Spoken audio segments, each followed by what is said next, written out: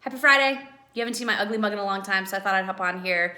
So I wanted to have a conversation about something that has been coming up a lot lately, and also on the heels of something that I posted last week, which was what 8th grade is like in 2008 versus 2018, which was an account written by a teacher. It was the biggest post I've ever had. I did not write it. I wish I did. The folks that Wait Until 8th did, huge shout out to them. It's one of the best articles I've read in a long, long time, and just given the amount of attention it got on my Facebook page, I think that a lot of people would agree with that.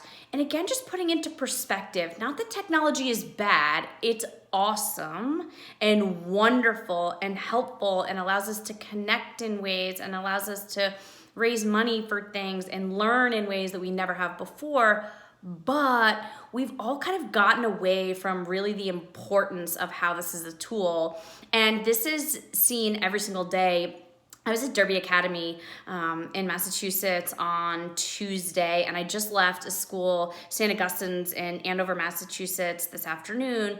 And one of the questions I ask, and I ask this at every school, so it's not, and the answer is no different whether I'm at a private independent school or a public school in the city or in a suburb. It doesn't matter where I go. The answer is always the same. So one of the things I'll ask usually the elementary school or lower middle school kids is, how many of you here, when you can stop and think about your family, like Friday night when you go home after school today and when you're all home, how many of you think that in your family people are on their devices way too much? And I'm telling you, out of every school that I go to, and it was no different this week, out of every school I go to, 95% of these kids raise their hand, right? And in my household, it is no different. Just yesterday morning, I was finishing up something and my daughter was like, "Hey mom, how come you can go on screens, but we can't go on screens," right? It's no secret that I don't let my kids go on screens, use computers, laptops, iPads, anything like that.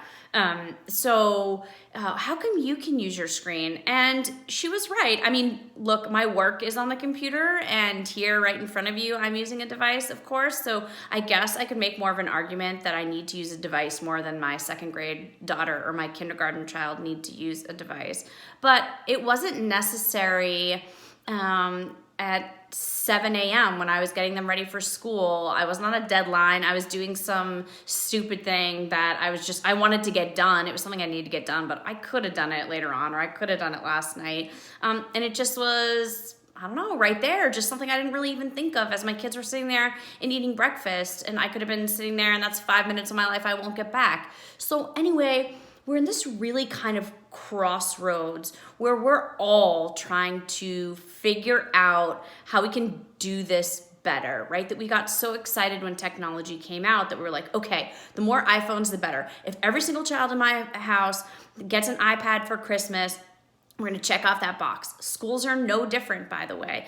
That, in second grade, every child in my daughter's elementary school gets their own Chromebook. And, it's no different in other schools as well, that oftentimes and previously technology success in schools and in households has been judged on how many people can get their hands on their own devices. And I think as we learn more about technology and learn that we've gotten to kind of an unhealthy place with this stuff, that doesn't necessarily mean that it's a success. I talked about this a couple of weeks ago, that school that I went to in Norfolk, which has just kind of not changed my perspective, but really kind of brought to light this issue, is that their success in their makerspace, their technology classroom, formerly known as the computer room, their success last year was eliminating a couple of banks of computers in their computer room and filling it with things that they can touch and manipulatives and foam balls from dollar stores and things like that. So I think it's incumbent upon us all, not pointing our fingers at the schools, not the schools pointing their fingers at us, but us all to really just kind of take a step back and think about how can we do this in a healthy way. Technology is an awesome tool, but how can we structure it in our household so that we're getting the benefits from it, but not using it as a time filler or as a time suck, or when we all sit down to watch a movie together, that everyone isn't hopping on their phones, myself included, right? Because it's so accessible to us, the conveniences that it offers us, I feel like sometimes now are overshadowing quality time or time with these devices away. And this is not just for kids, certainly it's for adults as well. So I think we would benefit more with less finger pointing and more seeing this as a community issue, right? That we talk to our schools and we learn that it's not all about holidays are coming up, right? It doesn't mean that you're a good parent or guardian because you put the latest and greatest iPhone in your kid's hand. Maybe it means that you think about this or you read some of the literature around our kids' brains, and that maybe in 4th grade, which is the average in the United States, maybe their brains aren't ready for this super powerful tool yet.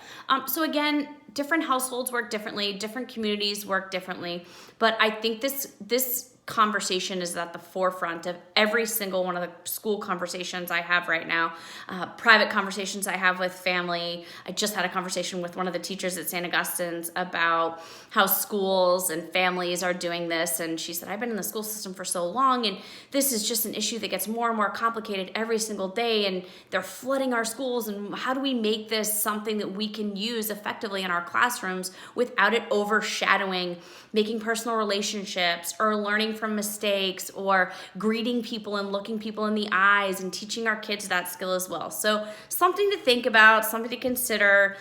Boredom, I like this quote, boredom is a life skill, right? That we're gonna be bored a lot of the times. And I feel like sometimes our kids are not learning what to do with idle time, or not to flex those muscles to think about what they can do with their idle time, whether it's at a restaurant, whether it's in a car, whether it's in the bathroom, whatever it may be, that it's a really important thing that we're teaching our kids. So just my thoughts from the schools that I've been in. I wanted to hop on here because I haven't been on in a while. I hope you all had an awesome Thanksgiving and are enjoying this chilly weather if you're in the Northeast like I am.